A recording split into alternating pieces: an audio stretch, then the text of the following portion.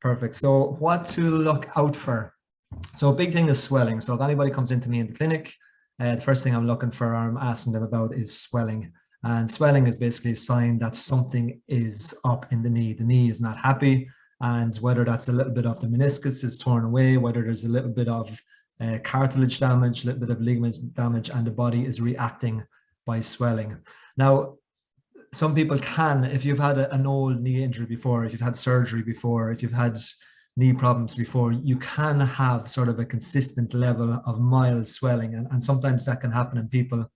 But if it's a case where, say you hurt your knee, it's after swelling up, it's calmed down, you went for treatment or something, but it continues to swell again, then that is something to watch out for. And if that's happening with me, with somebody who comes into me in the clinic, then I am aware of it, and I'll possibly be sending off for a scan to see what's going on. Sound is also another one. So if you hear a pop in the knee, that can be a sign that you may have injured, or you may have damaged the ligaments.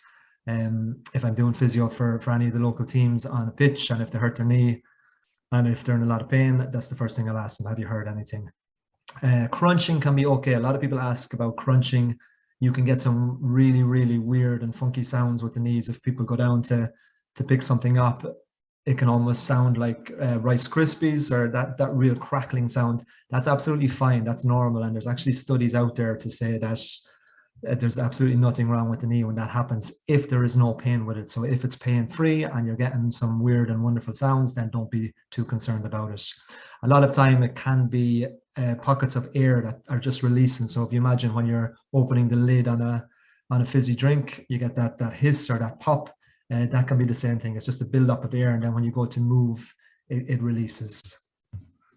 So crunching is fine, but a sound like a popping sound, then it's something to be more concerned about if you're after having an injury.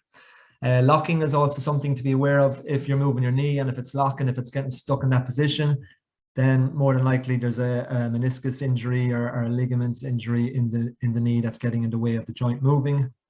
Giving away is also something to be concerned about.